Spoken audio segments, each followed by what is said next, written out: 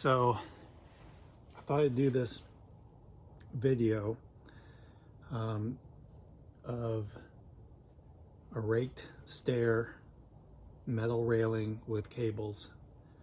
I've been doing this for about 9 years, but it seems like every time I do a stair railing, it's a little different.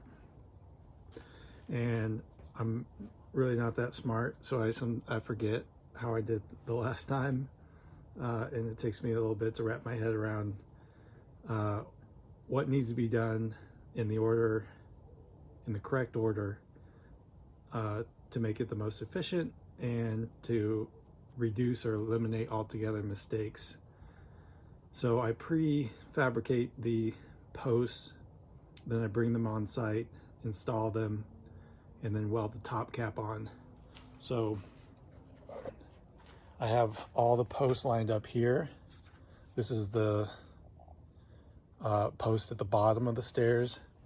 It has a base plate on it, and the end of the stringer basically is this part, and then the stringer is a piece of steel.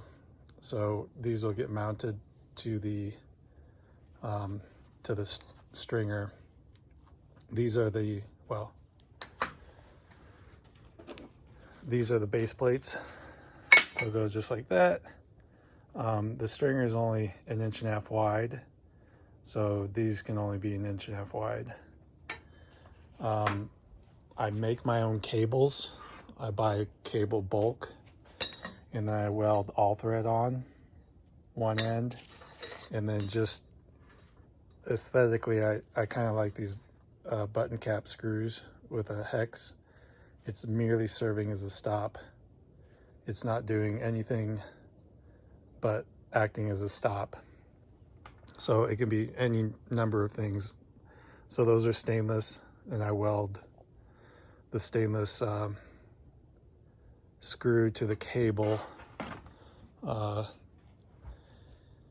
and for the end posts, so this is one end, this is the other end, I do a horizontal hole. So these get drilled straight through.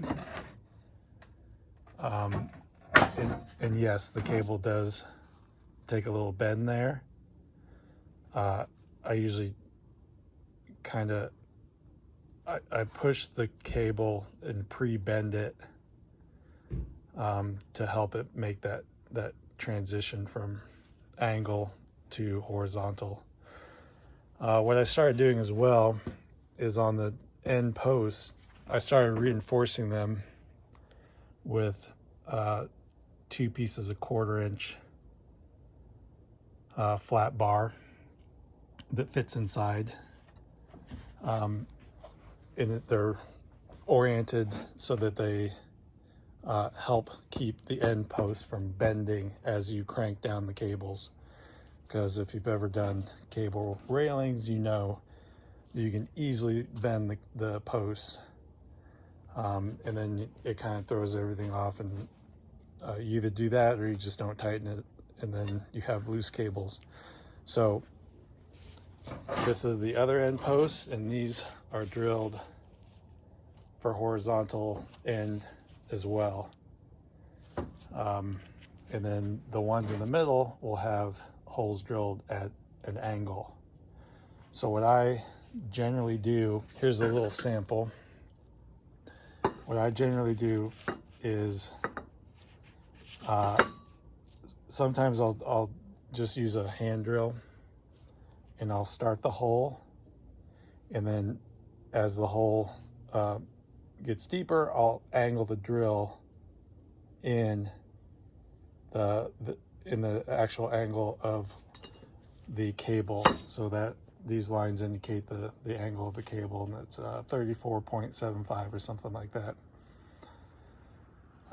What I also do sometimes is just drill straight down using a drill press, and then I'll take the hand drill and I'll just create the angle. This is sort of the guide I can use for just visually checking to make sure the angle is correct.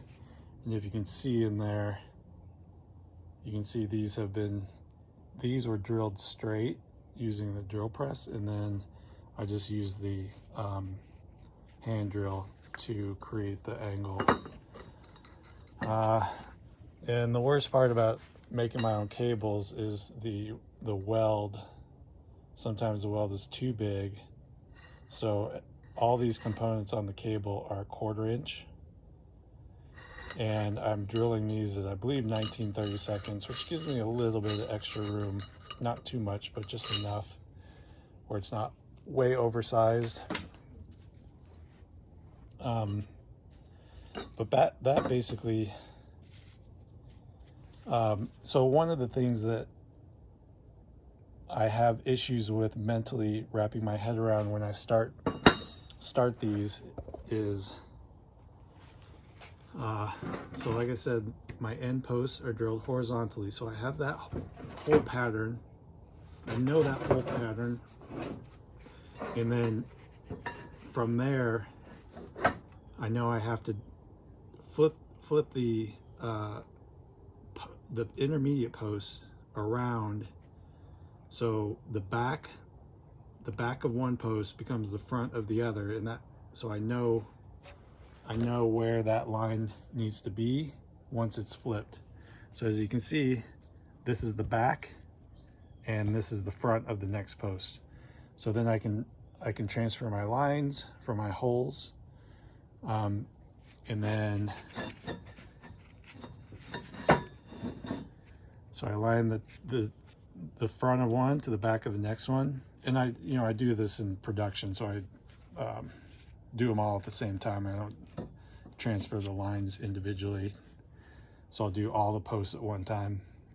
But you have to just make sure that you've got your front and your back in the order it needs to be to transfer all the lines at once.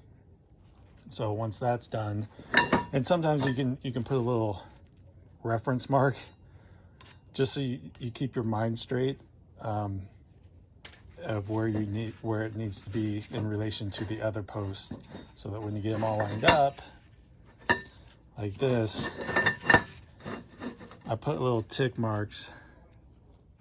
You can see little tick marks of where the holes are and where they line up with the post in front of them, just as a verification that you are doing it correctly.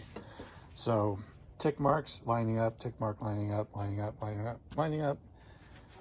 Top of the posts are all in alignment.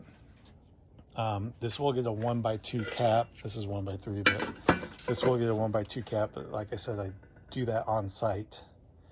I'll TIG weld on site, and I'll get all these posts plumb, and then put the 1x2 cap on the job site. So I think that pretty much covers what I wanted to talk about in this video. If you have any questions, comments, insults, critiques, which I'm sure there's going to be 1,000, that's the way I do it. And yeah, I can also elaborate on some things if anyone has any questions. Okay.